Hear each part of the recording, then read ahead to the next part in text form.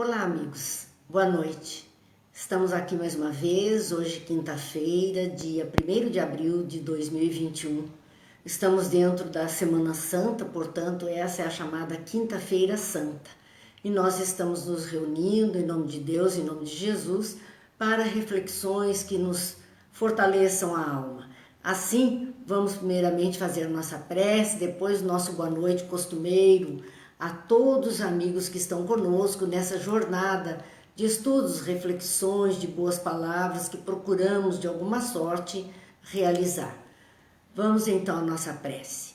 Pai de bondade, que a sua luz e a sua paz nos envolva, que Jesus, o Mestre amado, esteja junto de nós nesta noite, através dos amigos espirituais que vêm a nós, para nos intuir, nos inspirar, nos fortalecer a fé, nos encher de coragem para continuarmos a nossa caminhada terrena que precisamos realizar. Que a paz, a luz, a esperança esteja em nós, agora e sempre. Que assim seja. Então, meus amigos, vamos ao nosso boa noite. Eliana, Mara, Rosângela, Terezinha, Eliane, Jane, Laura, Lena, Tânia, Cláudia, sejam todos bem-vindos, que possamos estar juntos aqui nessa realização de algumas reflexões. Sandra, que está conosco, Rosa, conosco também. Nós agradecemos muito a companhia de todos, vocês sabem disso, porque é o nosso meio de, por alguns momentos, estarmos juntos. Brígida, boa noite, sejam todos bem-vindos. E hoje a nossa noite é a noite de reflexões a respeito da obra Boa Nova do Espírito Humberto de Campos, através da psicografia de Chico Xavier. Mas antes, vale lembrar, como dissemos, estamos na Quinta-feira Santa. E o que é que dentro do catolicismo representa esta noite, este dia,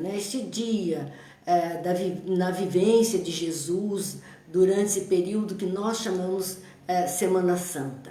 É a quinta-feira, que é a noite do lava-pés, que Jesus lavou os pés dos apóstolos, e após isso foi aquela ceia onde Judas o traiu. Mas também é a noite em que Jesus deu um novo mandamento para todos aqueles que estavam com ele.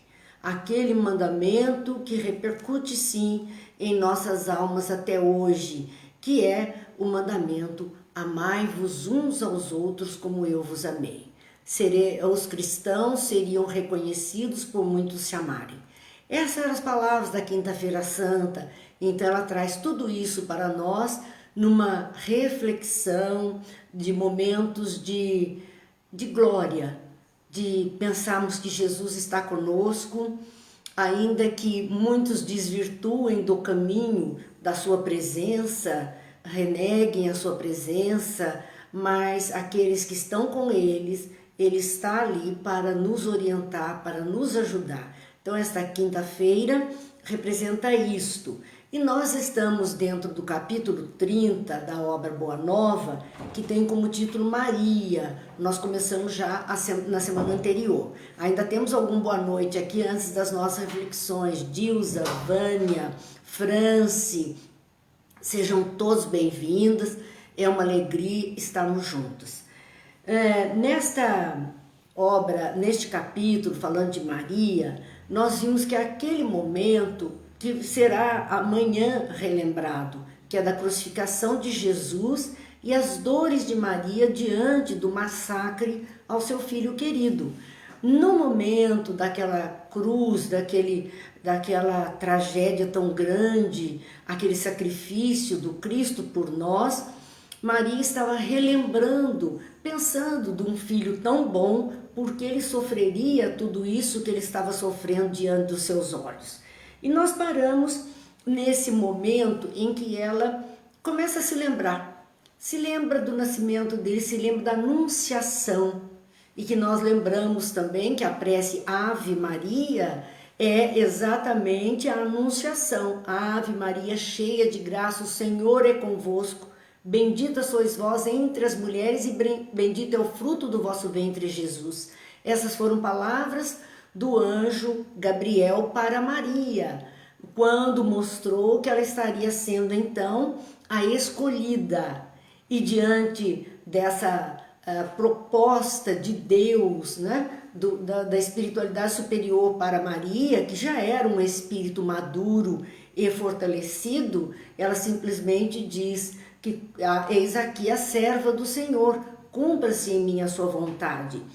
E agora, mais de 30 anos depois do momento da anunciação, está ali Maria diante da cruz, no momento da despedida, no momento da morte do corpo físico do seu filho. Então é um momento de extrema dor, e ela começa a lembrar desde a anunciação, o seu nascimento. Ela vai lembrar também que quando ele ainda bebezinho e que ela vai ao templo, na saída do templo, ela encontra com um ancião, e era um ancião muito respeitado por todos, porque eles funcionavam como profetas menores, mas eram sim profetas.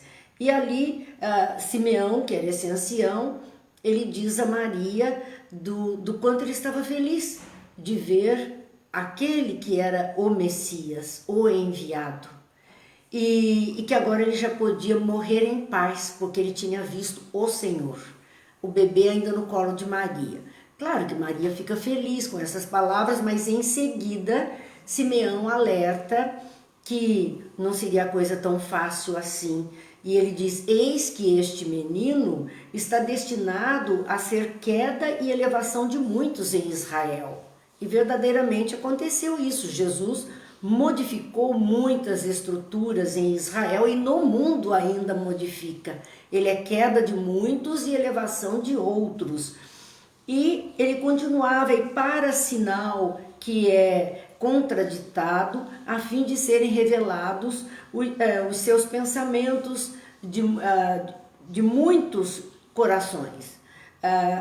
Essa questão é que o embate que se daria, aquela barreira que colocariam para ele, era a prova de que ele era realmente o Messias enviado, e que ele haveria então de influenciar muitas criaturas. E ele diz: mas uma espada traspassará a tua alma, dizendo que por essas dificuldades que ele provocaria, ele iria sofrer, e isso, uma espada transpassaria a sua alma. E aí que nós vemos, como dissemos, a imagem que a Igreja Católica criou para Nossa Senhora das Dores, que representa as dores que Maria viveu, e essa é a primeira grande dor, porque ela sente como uma punhalada no coração aquelas palavras de um profeta, dizendo que ela passaria por dores por conta dele. Na sequência, então, até aqui nós vimos a semana passada, ainda temos boa noite aqui para Ivete, Cida, Terezinha, Eduardo, Sebastiana, Edith, são os amigos que estão conosco e a gente agradece muito. Nessa colocação, então, de reflexões de Maria diante daquele momento doloroso para uma mãe, na cena que seus olhos jamais imaginaram ver, continua a narrativa então da obra de Humberto de Campos, dizendo: naquele instante supremo, revia a manjedoura, ela lembrava do nascimento dele na manjedoura, sentindo que a natureza parecia desejar reduzir aos seus ouvidos o cântico de glória daquela noite inolvidável. Trazer a ela, lembrar aquele momento do nascimento de Jesus e tudo que ela sentiu no instante desse nascimento. Através do seu espesso, do véu espesso de lágrimas, repassou uma por uma as cenas da infância do filho, observando o alarma interior das mais doces reminiscências. Então, ela, naquele momento, ela vai da concepção ao nascimento e ela começa a rever a infância de Jesus, Jesus menino, como era o seu comportamento, ou como ele tinha vivido dentro do lar, dentro da família. Continua a narrativa. Nas menores coisas, reconhecia a intervenção da providência celestial.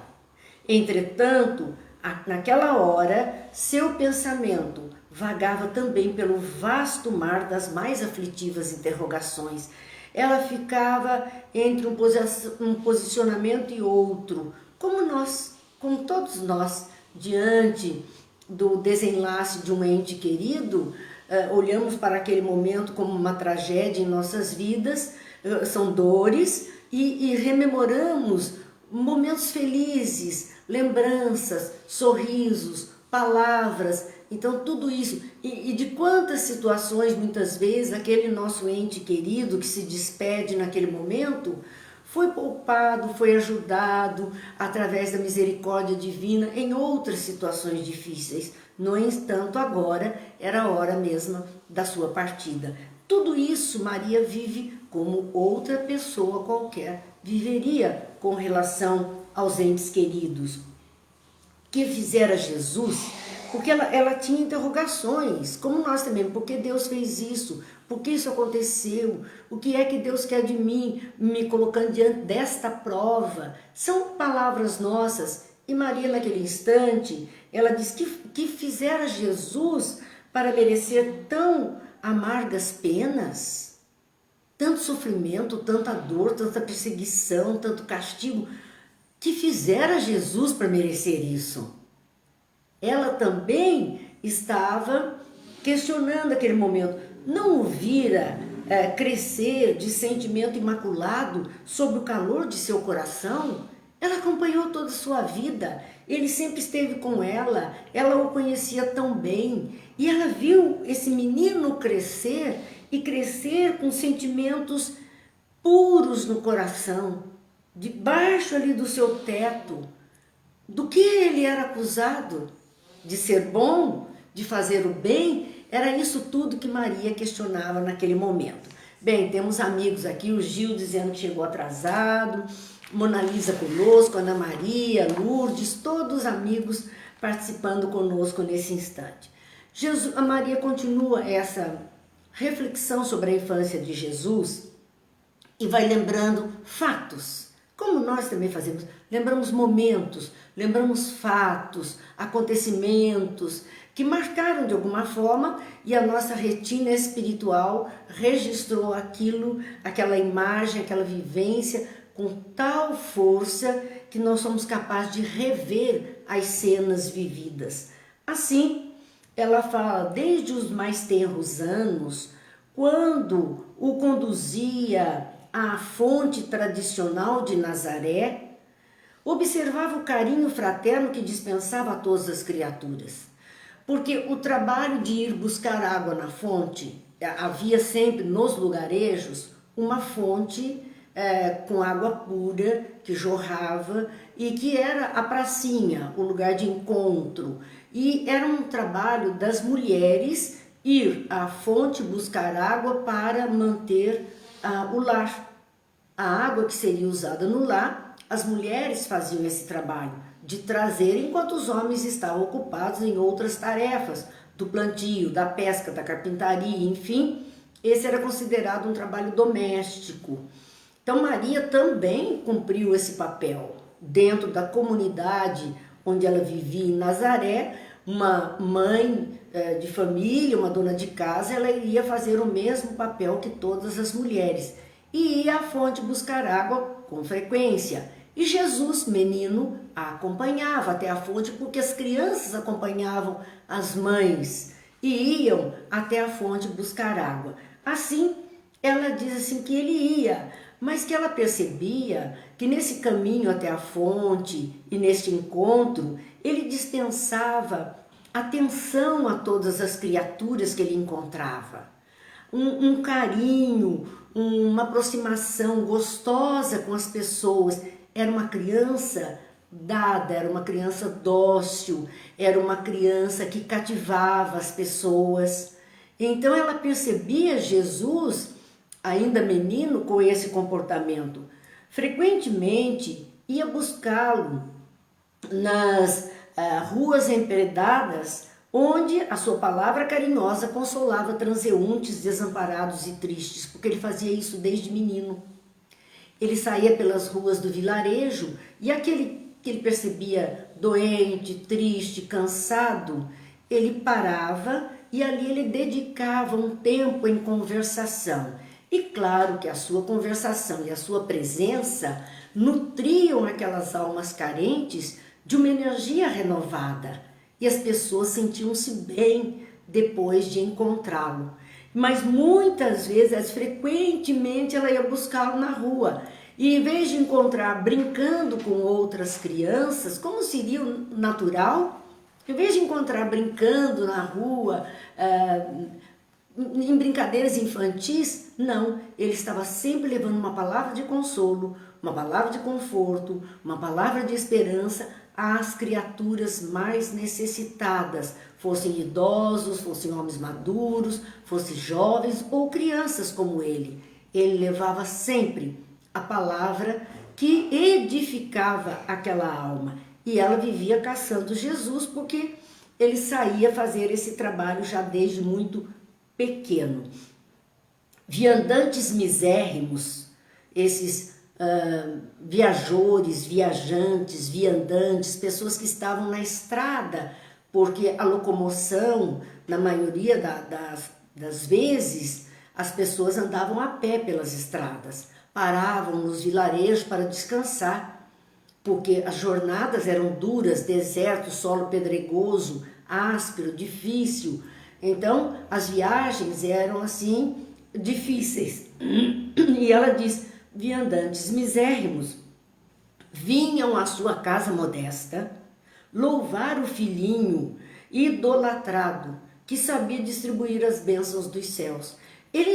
Claro, ele foi ganhando fama, né? De menino ele foi ganhando fama, as pessoas se sentiam bem, algumas se curaram e claro que isso aí foi esparramando e as pessoas cansadas que vinham na luta, na lida, procuravam a casa dela para agradecer, para conversar um pouquinho com ele, para receber um pouco da sua energia, um pouco da sua atenção e continuar a sua jornada. Então a gente percebe que Jesus começou o seu trabalho de socorro a esta humanidade encarnado, né? Porque desencarnado foi sempre, mas quando encarnado na figura de Jesus, filho de Maria, esse Espírito, o Cristo, começou o trabalho dele muito cedo em socorro das necessidades, em socorro das aflições. É de menino que ele começa isso, esse trabalho intenso no seu próprio lugarejo, na sua própria vila. E aí continua Maria nas suas lembranças dizendo: com que enlevo recebi os hóspedes inesperados que suas mãos minúsculas conduziam à carpintaria de José, porque o pai de Jesus, José, era um carpinteiro. E pessoas vinham ali para encomendar móveis, utensílios para casa, enfim, aquilo que a carpintaria pudesse realizar. E Jesus era o primeiro a conduzir essas pessoas muito alegre até o Pai, porque era uma possibilidade de trabalho. Nós vemos que Jesus também, ele vai se aplicar na arte da carpintaria para auxiliar o Pai. Ele também trabalha na sua juventude como carpinteiro para ajudar o trabalho, ajudar a renda familiar. Ele está ali ao lado de José. Então ela lembrava a alegria que ele levava os prováveis compradores, né, clientes para José na carpintaria. Lembrava-se bem de que um dia a criança divina guiara à casa 2 malfeitores publicamente reconhecidos como ladrões do vale de Misrep. Veja que interessante, ele não selecionava, ele via as almas necessitadas. E chegaram ali, no seu lugarejo, 2 homens, mas eram homens conhecidos pelos adultos como ladrões que viviam no vale de Misrep. Nessa ocasião, ele acolhe os 2. Ele traz esses 2 homens E era de ver-se, diz Maria, a amorosa solicitude com que seu vulto pequenino cuidava dos desconhecidos como se fossem seus irmãos. Era habitual que para o andarilho, para aquele que estava na estrada, para o viajor, se oferecesse água, oferecesse um pão, alguma refeição, a sombra para um descanso. E ele não teve dúvida, ele trouxe para a casa dele 2 perigosíssimos ladrões e os tratou como 2 irmãos, como criaturas bem-vindas ao lar. Assim, ele então, ela vai lembrando peculiaridades dessa experimentação de vida de Jesus. Depois do caricioso ambiente doméstico, era a missão celestial que ocupava a vida de Jesus. Sempre foi assim: o lar, a família e a tarefa que ele deveria realizar, dilatando-se o seu trabalho em colheita de frutos maravilhosos. E que muitas vezes ele comentara a excelência, ela comentara a excelência daquela virtude de Jesus, receando sim com o futuro, porque não era o comportamento tido como normal das pessoas. E ele estava ali aberto ao mundo, exposto às criaturas. Nesse movimento de Jesus ainda, que iniciando a sua tarefa, a tarefa que o Pai recomendou que ele iniciasse, ele também produz a ajuda da vida material das pessoas. As curas eram ajudas que ele proporcionava àqueles que podiam ser curados, porque às vezes, como diz, ele não curou todos os cegos, ele não curou todos os leprosos, porque muitas vezes aquilo que nós classificamos como uma doença, uma gravidade, algo que é um impeditivo para uma vida em sociedade da forma mais natural como os demais, são freios, são corretivos, são processos educacionais daquelas almas que estão envolvidas naquele ponto. Então Jesus também não curou todas as criaturas, porque existiam essas que precisavam de uma lição um pouco mais forte para poder então reestruturar o seu existir, voltar ao caminho, mudar o seu jeito de ver a vida e de agir na vida.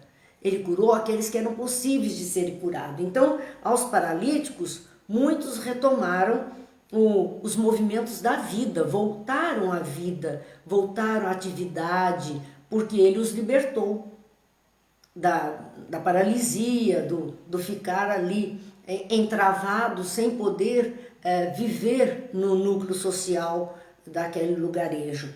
Cegos, muitos deles se reintegraram aos sagrados dons da vista. Muitos voltaram a ver, né? E criaturas famintas de luz e de amor, que era o esclarecimento e a atenção, acabaram saciadas na sua lição de infinita bondade. Então ele pôde oferecer aquilo que cada um necessitava e que podia receber como um momento de aqui acaba e a vida nova. Por isso que ele diz, vai, não peques mais. Não se comprometa novamente. O Gil está dizendo, até para não interferir no karma. A gente não gosta dessa expressão karma, não é, Gil? Porque essa expressão não é pertinente ao vocabulário da doutrina espírita. Ela vem lá do sânscrito, vem da Índia para nós, não nos pertence. Mas, popularmente, as pessoas entendem que karma são aqueles comprometimentos que cada um de nós traz consigo para dar conta na reencarnação. E muitas criaturas, sim, Jesus não moveu uma palha para que mudasse o quadro em que elas se encontravam, porque elas estavam dentro desse processo de ajustar-se naquele ponto, nesta reencarnação, seu ponto nevrálgico, seu ponto mais difícil, ajustar-se ao processo e modificando assim o seu comportamento, o seu modo de existir. Então, por isso que verdadeiramente ele não interferiu mesmo. Aqueles que poderiam ser já acabada a penalidade ou acabada a lição, o aprendizado, ele podia libertar, mas alguns não, precisavam continuar para benefício deles mesmos. Não era maldade, mas era o meio de detê-los para que não se comprometessem mais ainda naqueles deslizes que eles tinham cometido anteriormente. Então a gente vê esse fato, né? E muitas vezes por isso as pessoas dizem assim, mas por que eu vou pedir então para Deus para ajudar? Por que eu vou ajudar? Não é o karma dele, aí vem esse peso, não é o karma dele passar por tudo isso e eu vou estar interferindo. O próprio Evangelho segundo o Espiritismo tem uma questão a respeito disso, quando se fala das provas voluntárias, né? E quando se fala dessa ajuda, da caridade, até com o inimigo, quando se fala da caridade que precisamos fazer, auxiliar aquele que está na dificuldade. E que não precisamos pensar dessa forma, porque nenhum de nós sabe se a nossa interferência estará no exato momento da libertação do outro ou não. Então nós temos por obrigação que ajudar.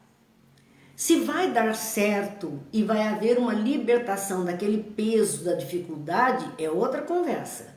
Nós não vamos alterar nada. Nós não vamos. Porque por mais que a gente facilite para alguma coisa para alguém, se não estiver no momento dela de libertação daquela dificuldade, ela vai continuar ali dentro, com tudo que a gente faça.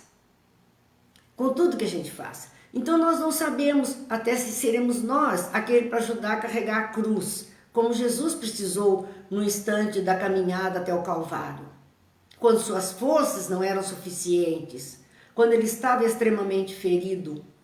E aí vem o Cirineu, que é chamado o homem do povo, para que ele pudesse então ajudá-lo. E ele levanta a cruz porque o Cristo está caído. Mas ele não carrega a cruz até o Calvário, porque no momento em que Jesus pode se levantar, recupera um pouco da força, a cruz volta para os seus ombros. Então nenhum de nós sabe. A gente sabe que por dever cristão precisamos sempre estender as mãos, né? E não temos condição de julgar se vamos interferir, se não vamos interferir, se é o fim da história ou é o começo da história. Isso nós não temos condição de saber. Bem, continua a narrativa de Maria dizendo, mas que profundos desígnios haviam conduzido seu filho adorado à cruz do suplício, com tanta coisa boa que ele tinha feito, com tanta coisa boa. O que ele fez para merecer aquela situação? Para merecer, mais uma vez, estar ali sofrendo já dias de perseguição, de judiação para com ele, o que ele teria feito para isso? Assim, são os questionamentos que estão na mente dela. Uma voz amiga, porém, uma voz interior, ela ouve dentro de si mesma, na própria consciência. Uma voz amiga lhe falava ao espírito, algo íntimo, dizendo das determinações insondáveis e justas de Deus, que precisam ser aceitas para a redenção das criaturas.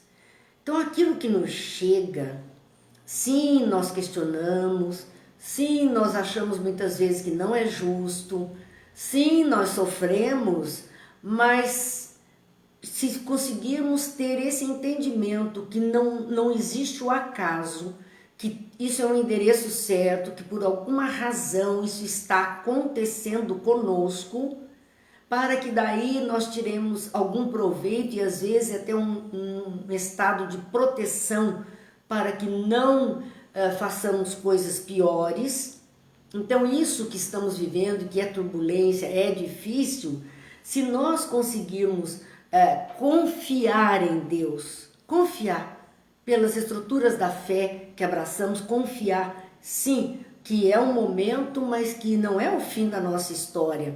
Então quando nós temos essa compreensão, vem a aceitação. A compreensão, diz o próprio Evangelho segundo o Espiritismo, é da nossa consciência. A aceitação é do nosso coração. Então, quando acalmamos diante daquilo que muitas vezes a gente não consegue ter bem a ideia em profundidade das razões, mas se confiamos e o nosso coração se aquieta porque dizemos Deus sabe das coisas e alguma coisa existe, isso é o nosso processo de melhoria, é o nosso processo de redenção. E por conta desse comportamento é que muitas vezes as coisas são até abreviadas, elas são minimizadas porque a lição já foi aprendida, já foi aceita, já foi dada uma resposta de confiança.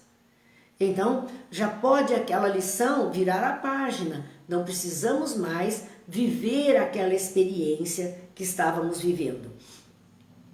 Seu coração rebentava em tempestades de lágrimas irreprimíveis, porque é aquele momento, não dá para controlar as lágrimas, o choro, não dá, é a vazão da alma, são as comportas da alma que se abrem diante da dor que se está sentindo, e por conta disso, ela também viveu essa experiência, onde está ali vertendo as suas lágrimas de mãe diante daquele sacrifício para com o seu filho. Contudo, no santuário da consciência, no íntimo, ela repetia a sua afirmação de sincera humildade, dizendo as mesmas frases: faça-se na escrava a vontade do Senhor. Mais uma vez, aquilo que ela disse lá na Anunciação, ela ficou como um mantra, um refrão que ela foi repetindo e ali ela ganhava força. Faça-se na escrava a vontade do Senhor. São palavras, e nós vimos há pouco aquele médico paraibano que também usou versículos da Bíblia para poder recuperar, reenergizar um paciente que já era tido como moribundo, já estava às beiras da desencarnação, e este homem, somando a fé, esta confiança, esta aceitação, este momento de ligação maior com o Criador e o tratamento médico que ele estava recebendo, ele conseguiu reverter todo esse quadro, quer dizer, não era hora dele partir, ele não precisava partir naquele momento, ele foi somente, viveu a experiência e foi recuperado, reenergizado para mais um tempo de vida com mais fé, com mais confiança, porque ele já era um homem crente, um homem de fé. Então ele aumenta a sua fé e, consequentemente, o seu comportamento, a sua atividade. Nós vimos isso. Maria está usando a mesma coisa. Então cada um de nós vai se apegar em alguma coisa, em alguma palavra de fé, nos momentos mais difíceis. E são essas palavras de fé que vão nos dando a força. Daqui a 5 minutos a gente cai de novo. Novas palavras de fé, respiramos mais, vamos em frente. Precisamos disso. Sem isso nós acabamos sucumbindo, a nossa energia se exaure, nós nos acabamos. E ela, no íntimo, mesmo questionando tudo isso, ela tinha esse nível de consciência de dizer: faça-se na escrava a vontade do Senhor. De alma angustiada, porém, ela notou que Jesus atingira o último limite dos padecimentos inenarráveis. Ela via que era o extremo, era o momento da agonia, o momento em que suas forças físicas estavam no final. Ela percebeu isso. Ela ali, aos pés da cruz, refletindo, orando, aceitando e pedindo esta força para ela, para o filho, para que a vontade de Deus pudesse se realizar ali. Alguns dos populares mais exaltados multiplicavam as pancadas. Vejam como é o ser humano. O outro já está sofrendo absurdamente, aquela mãe sofrendo dobrado diante disso, e as criaturas impiedosas, insensíveis à dor alheia, ainda se ocupam em fazer a maldade, ainda querem aumentar o nível da dor do outro, e aí eram pancadas, multiplicavam as pancadas. E Jesus, o que é que Jesus tinha feito para eles? Absolutamente nada, porque muitos dos que estavam ali foram curados por ele, foram ajudados por ele, e estavam ali. Impiedosamente, a turba se envolve, aí vem o comportamento coletivo, e esse comportamento coletivo da desordem, da maldade, ganha volume e avança sobre aquele inocente. Nós vimos tantas coisas assim acontecendo no mundo em várias situações. Essas coisas estão todas acontecendo. Enquanto espancavam esses, enquanto as lanças eram dos soldados.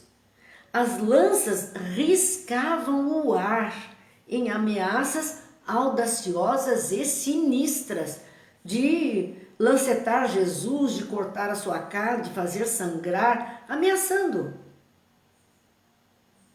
Quanta dureza de coração, quanta insensibilidade, em nome de uma lei ou de uma ordem de época que não se ocupou muito em julgar corretamente, colocou lá Jesus para tampar o sol com a peneira, libertando ladrões, e de repente a malta, porque aí é a malta, essas criaturas se comparam a animais irracionais, essa malta avança para Jesus, diante da dor daquela mãe e daquele homem crucificado.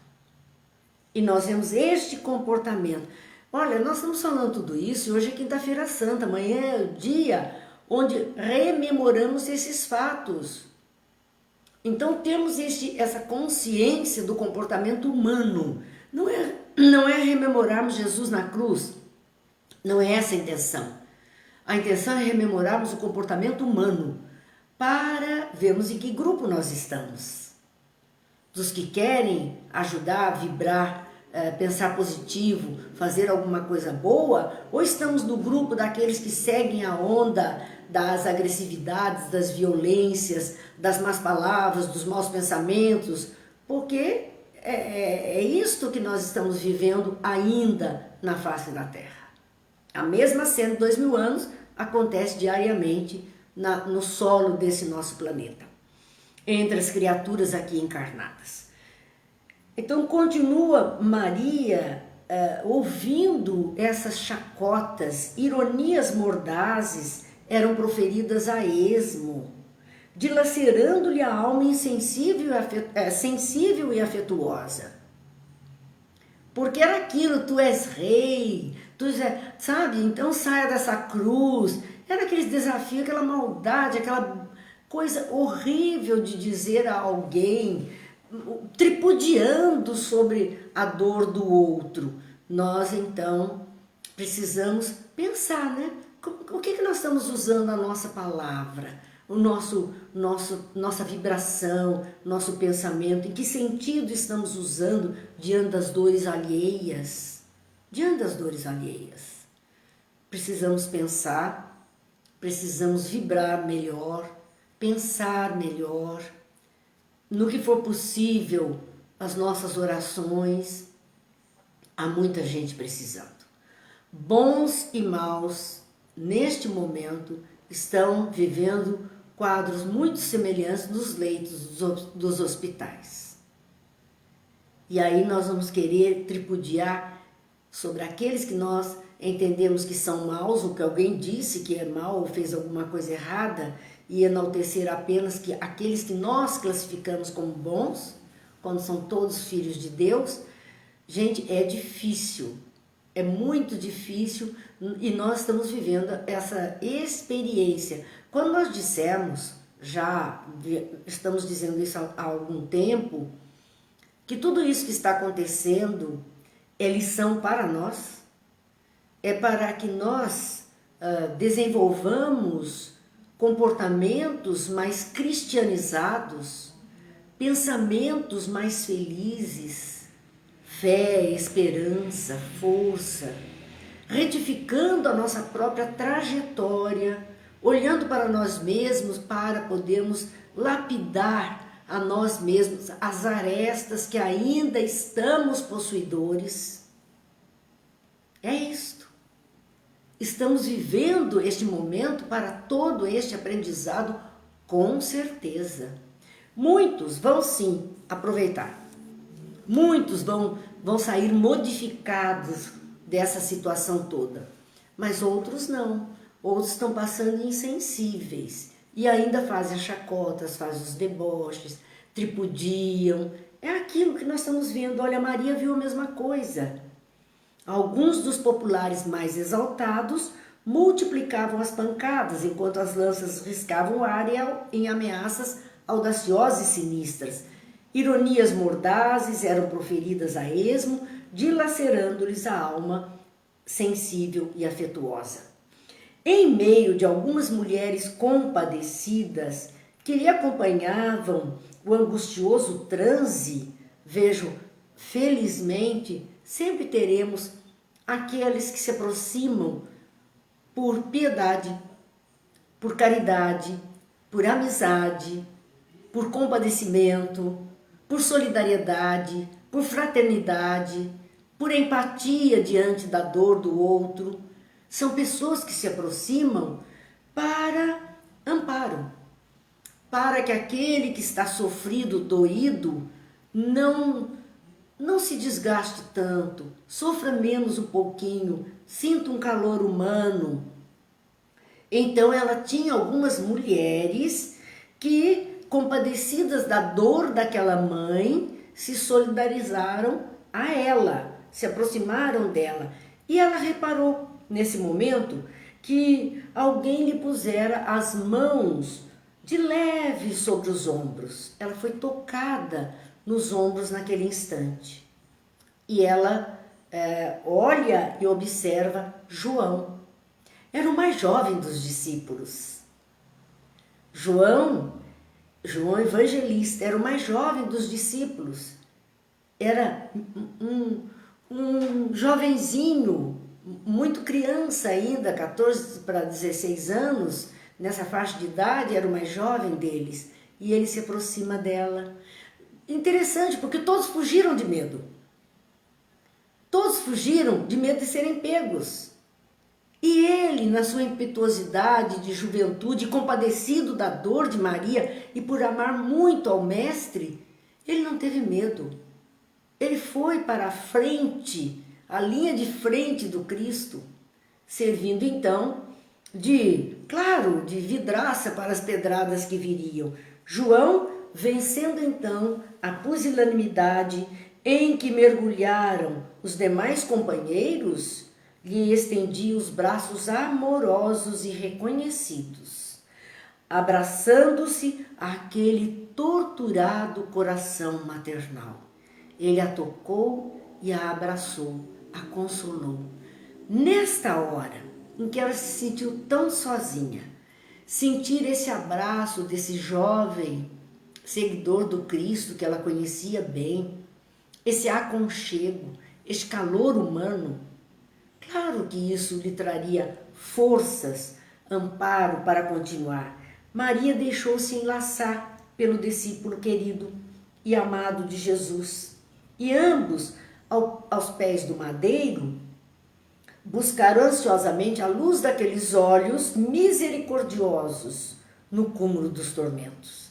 Então ambos olharam, abraçados, voltaram-se para Jesus, para o seu olhar, para ter ainda essa imagem, e que fosse esse último olhar, mas que ele percebesse que eles estavam unidos neste amor incomensurável que eles estavam demonstrando naquele momento, amor fraterno e sincero daquelas almas, daqueles corações.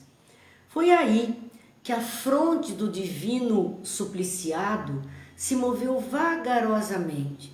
Imagina o esforço que ele fez, porque ele estava ferido, sangrando, espinhos na cabeça, a coroa de espinhos pressionando, judiando, e ele ainda consegue mover um pouco o rosto em direção a eles. Ele faz um esforço mesmo sobre-humano para fazer o menor movimento que fosse, porque tudo seria muito dolorido, muito sofrido para ele. E ele move a cabeça vagarosamente, revelando perceber a ansiedade daquelas duas almas em extremo desalento. Ele percebe o quanto eles estavam sofrendo diante dos fatos. E ele ouve, porque nesse momento que ele vira um pouquinho a cabeça e olha em direção deles, Maria, olhando os olhos do filho, diz: meu filho, meu amado filho. São os últimos instantes, é o momento em que ela está mesmo despedindo dele, sofrendo intensamente. O Cristo pareceu meditar, ele parou aquele olhar por alguns instantes, mas como se quisesse demonstrar a grandeza de sua coragem e a sua perfeita comunhão com Deus, replicou com significativo movimento de olhos vigilantes. Ele ainda foi buscar forças físicas para falar alguma coisa, para expressar um olhar atento sobre os dois. E é neste momento que ele diz: mãe, eis aí teu filho. Em algumas traduções, nós vamos ver ele dizer: mulher, eis aí teu filho. Que parece algo onde ele está diminuindo o papel de mãe que Maria tem. Não, a expressão mulher era verdadeiramente usada como senhora, mãe, senhora, eis aí teu filho. É uma deferência que ele está fazendo, dando esse título de senhora a ela, de mãe, numa escala muito grande. E ele diz: eis aí teu filho. E dirigindo-se de modo especial àquele jovem apóstolo, ele diz: filho, eis aí tua mãe. Ele entrega Maria a este jovem discípulo. E existem razões, não é só um sentido bonito, poético, emocional que a gente pudesse vivenciar, mas era a preocupação de filho, homem, em deixar uma mulher viúva e agora órfã do filho mais velho. Porque era ele que substituiu, como o primogênito, substituía José. Naquela sociedade era preciso que o marido estivesse ao lado da mulher, ou então o primogênito, o filho mais velho. E ele cumpriu esse papel até ali. E qualquer mulher que ficasse sem o apoio de um homem, ela seria praticamente escorraçada da sociedade. Ela ficaria à mercê de uma vida indigna. Então a preocupação de Jesus com Maria neste quesito de vida em sociedade, respeitando leis da sociedade, que é mais uma demonstração da hombridade do caráter do Cristo, onde ele se preocupa em colocar um homem, ainda que jovem, mas um homem ao lado dela, e na categoria de filho, assumindo o papel dele. Um homem que assumiria a responsabilidade de estar com ela. Nós vamos ver que no relato bíblico, João, ele recebe tudo isso, mas ele se afasta por 2 anos de Maria, ela fica em casa de familiares, de parentes. Porque ele se afasta para poder pregar, fazer a sua tarefa e encontrar meios de sobreviver com ela. E ele volta depois buscá-la para que juntos se dirijam então a Éfeso, onde eles vão morar, onde ele tem uma casinha que depois vira a chamada Casa do Caminho, onde ela recolhe pessoas, ela ajuda pessoas.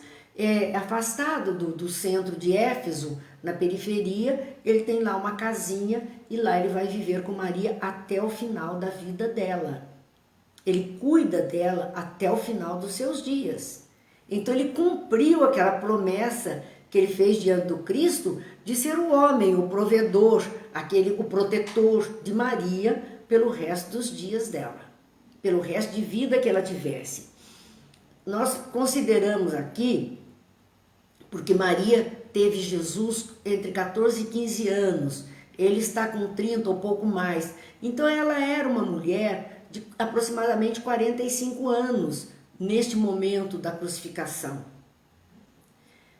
Aos olhos daquele povo era velha, porque a senilidade para eles era, depois dos 30, 40, já era considerado idoso.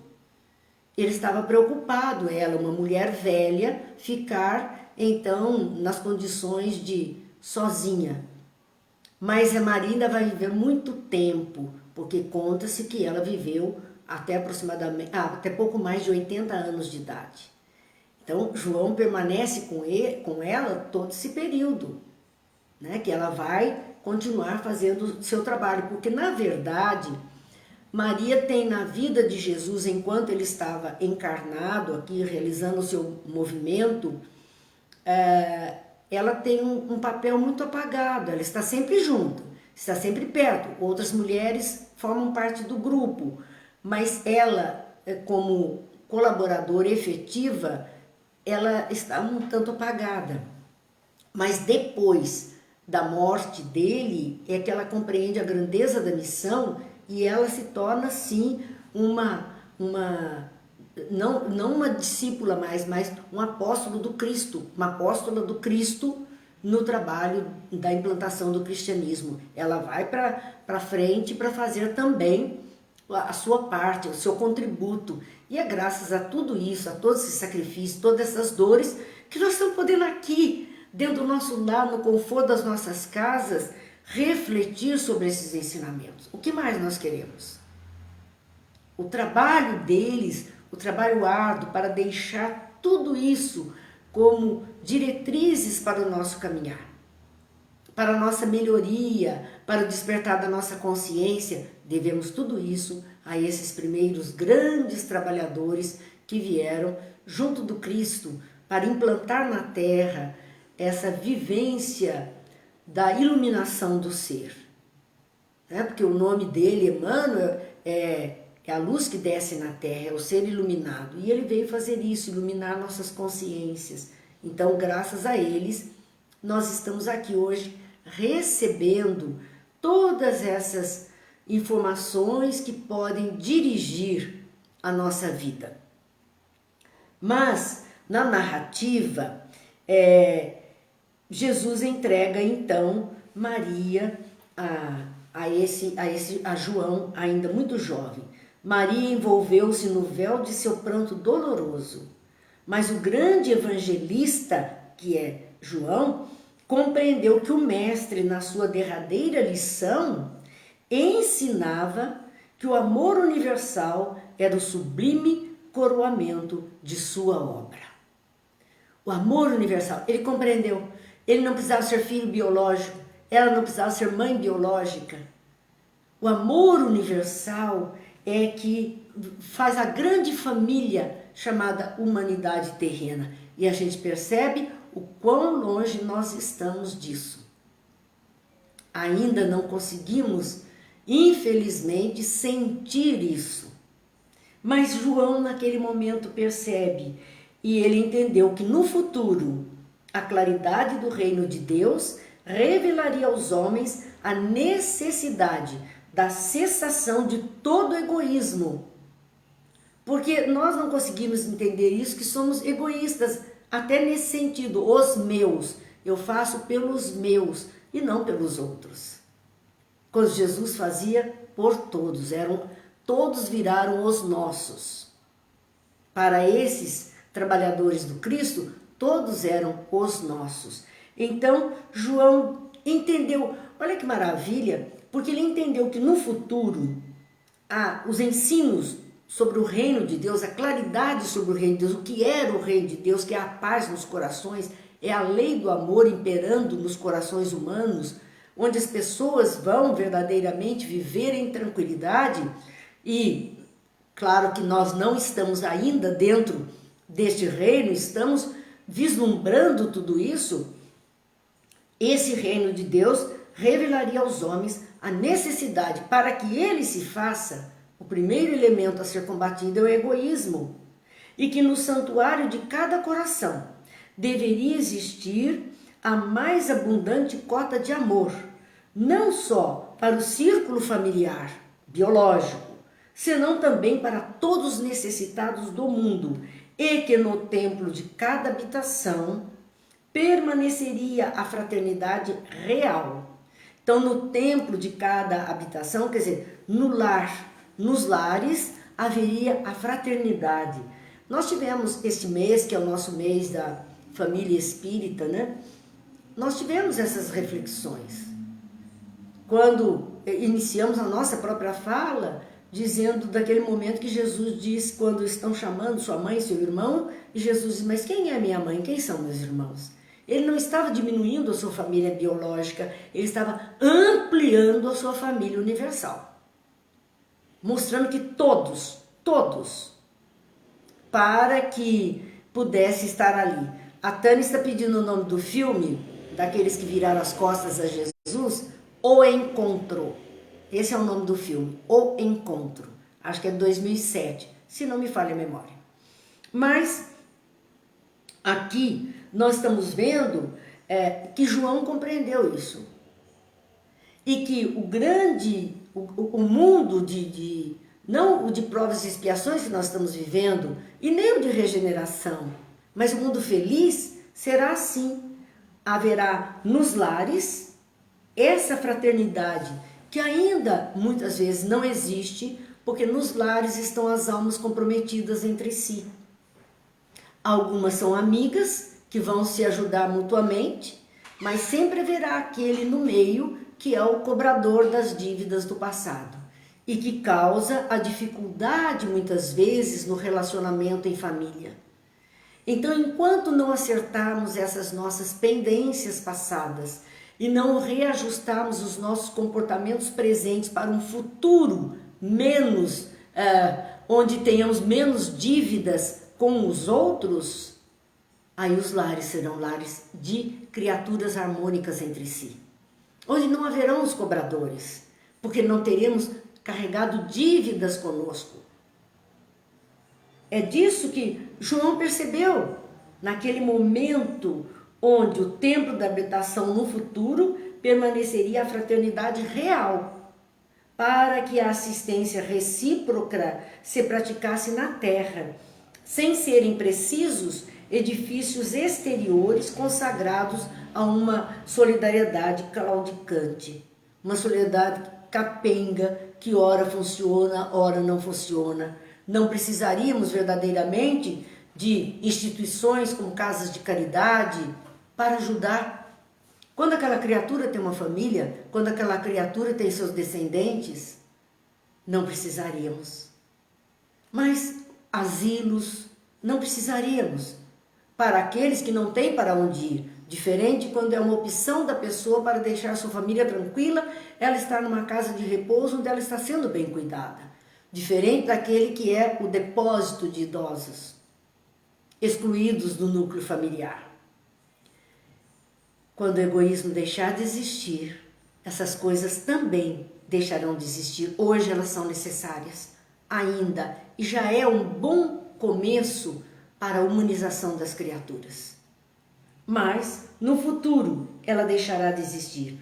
Então, por muito tempo, ambos permaneceram ali, aos pés da cruz, em preces silenciosas, até que o mestre exânime fosse arrancado da cruz, antes que a tempestade mergulhasse a paisagem castigada de Jerusalém num dilúvio de sombras. Porque não eram só as sombras da tempestade que se deu naquela sexta-feira, mas eram as sombras do egoísmo, do orgulho, da vaidade, da maldade do ser humano que envolviam aquelas criaturas. Tiraram Jesus dali, antes que toda aquela sombra pesasse sobre aquela massa humana que ali se encontrava. Então, meus amigos, vamos parar aqui que extrapolamos um pouquinho. Se Deus quiser, a semana que vem ainda voltamos dentro desse capítulo sobre Maria, para que a gente veja toda a situação acontecida e o proveito que nós podemos tirar disso para reestruturar o nosso modo de viver, o nosso modo de pensar e o nosso modo de agir. Lembrando que hoje, quinta-feira, encerra a nossa semana de reflexões. Todos esses estudos ficam lá no nosso canal Marina Ferri no YouTube. A gente sempre pede, vão, se inscrevam, deixe lá o seu like, o seu dislike, cliquem no sininho para receber informação, porque tudo isso é movimento lá e propicia que tenhamos, sim, um meio, um local onde essas coisas estão ficando. A Cláudia nos lembrando da Páscoa, desejando boa Páscoa a todos, e Páscoa para o cristão é um momento, sim, tanto quanto para o judeu, que é um momento de libertação, de passagem de um estado de escravatura para o estado de libertação.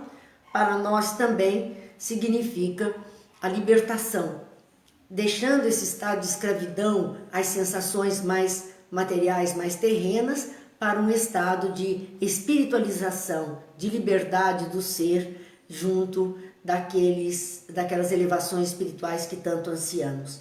É a mudança. Então, que todos tenham verdadeiramente uma Páscoa nesse sentido, de passar para o melhor, com mais fé, com mais esperança, com mais sapiência diante mesmo das dificuldades e das agruras que estejamos vivendo. E vamos encerrar a nossa semana com um poema de Bittencourt Sampaio, que está no livro A Luz da Oração, na psicografia de Chico Xavier, com o título A Maria, para Maria.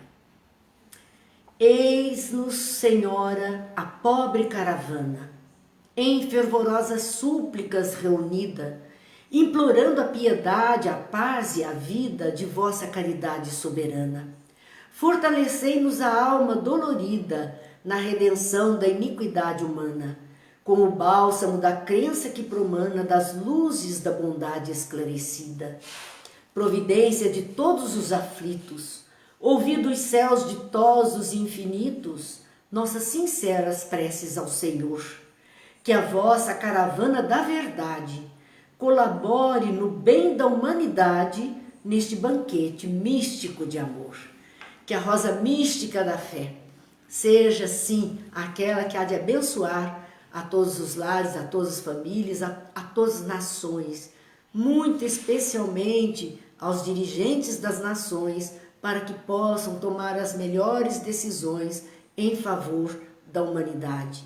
Que a rosa mística da fé abençoe a todos os trabalhadores da saúde que estão nesse momento enfrentando esta pandemia com as últimas forças, porque é muito tempo nessa linha de frente. Que Deus os proteja, ilumine, abençoe a todos e que tenhamos, sim, uma Páscoa tranquila entre aqueles que amamos. Deus abençoe, ilumine, proteja e guarde toda esta humanidade.